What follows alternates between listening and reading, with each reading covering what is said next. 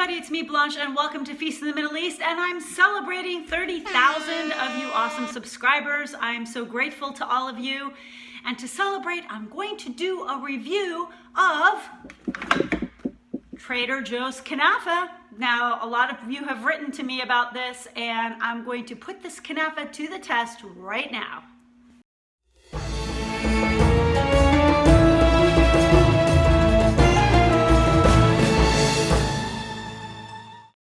Now, I had a lot of mixed feelings when I saw that. I thought it was a joke at first. I'm like, how could Trader Joe's have Kunafa? Now, this is like my favorite dessert in the universe. This is the dessert I want to eat before I leave the planet. This is a dessert my parents made for me for every special occasion.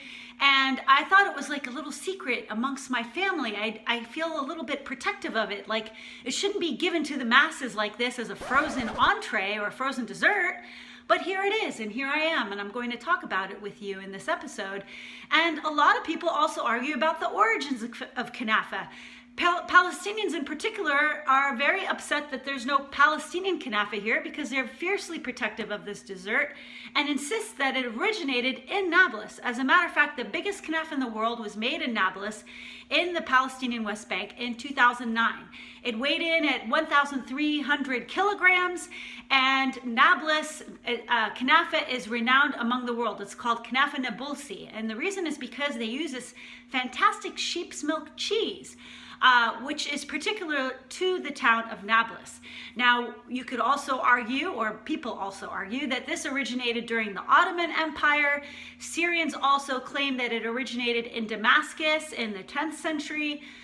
Some say it originated in Nablus in the 10th century as well. So there's a lot of back and forth about where this came from. But it is undeniably delicious, whatever the label is. And I'm not sure if Trader Joe's can stand up to the challenge of making it as good as my parents did growing up, or as any bakery in the Middle East can do. So we're gonna take it to the test right now in my kitchen. We're gonna assemble it, and then we're gonna do a taste test. To assemble the Kunafa, it's easy enough. Let's tear open the package.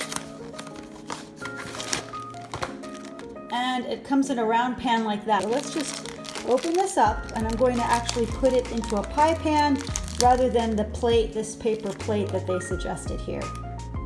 So I'm going to just take the pastry out carefully, and I'm going to put it into this pie pan. I always keep these on handy. I'm not saying you have to do this, but this is just what I'm going to do.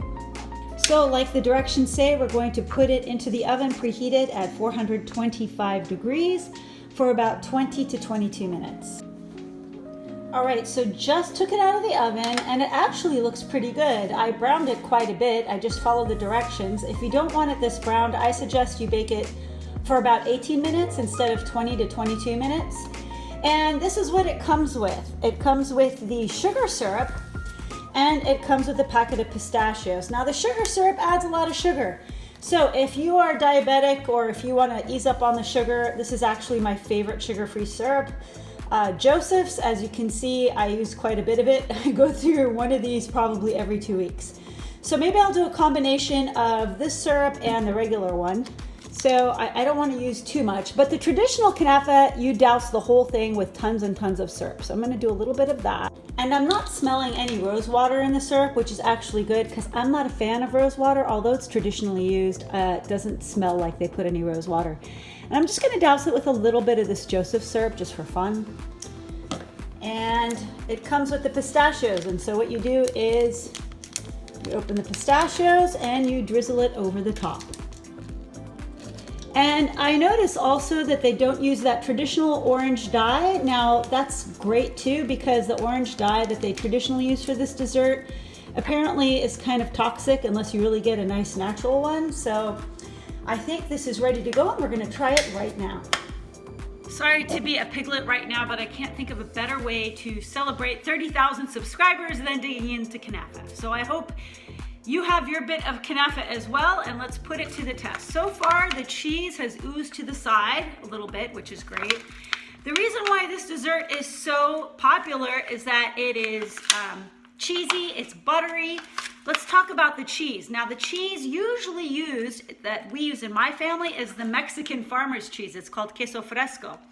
In this case, they used a combination of mozzarella and what's called, let's see, where's that cheese? Mizithra cheese, which is sheep's milk cheese particular to Greece. So it's probably similar to the Nebulsi sheep's milk cheese. Mozzarella is not really used. I'm sure they used it for the stretchy factor, but it can turn kind of rubbery. We generally can use farmer's cheese and maybe some ricotta cheese, but we don't really use this combination. So let's see how this tastes.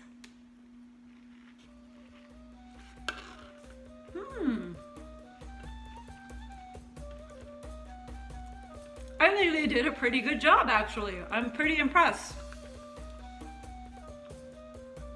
I really wanted to hate this. I really did. I wanted to hate this dessert. In terms of ratio of like cheese to dough, now this is Kenafe dough, which is like a shredded phyllo dough. The ratio of dough to cheese is pretty even. So it looks like they did a pretty good job.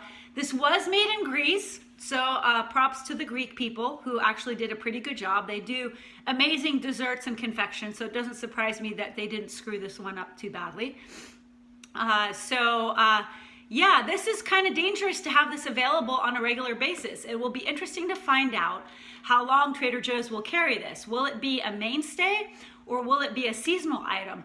I'm not really sure, but yes, again, if this is available to me year round and I'm not in the mood to make it, it is dangerous to have this in my house at all times, especially because I never knew the calories of Kunafa, and now I'm looking at this. Half a package is 450 calories and the whole package is 900 calories. So you can treat this as a meal like all the food groups, right? You got your dairy, your protein, you've got butter, you got your fats from the cheese and the butter, and then you've got your carbohydrate from the phyllo dough, and then just call it a complete meal. And I've done that before. I can't tell you how many times when I knew Kunafa was dessert, I actually skipped the meal so that I could have the dessert and eat a lot of it. Have any of you done this? My Middle Eastern homies, my Arab, my Palestinians, where are you at? Just like respond to me and let me know if you've done the same thing. Have you been guilty of the same thing? Because I'd rather eat this than a bunch of kebab or, I don't know, copious amounts of hummus, because I could have that anytime. This was always a special treat. And damn you, Trader Joe's, for making it available. So, Trader Joe's, I would really like you to step up to the plate, do a little research about where the origins are.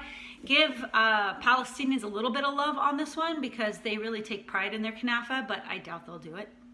But in the meantime, if you've tried this Kunafa, you must, please, I ask you, leave in the comments what you think of it. I'd love to hear your impressions, what you think of it compared to Kunafa you've had in bakeries or Kunafa that you've had in your houses, and give me a synopsis, like from a scale of 1 to 5, with 5 being the best, what would you give this? I would give this about, if I compared it to Kunafa I had in Ramallah and Nablus, I'd give this a 3. It doesn't quite reach the stellar, like super buttery, rich, doughy, soft cheese status that I'm used to. But it is pretty good for store-bought frozen Kunafa. So anyway, subscribe, leave me a comment, and I'll see you in the next video.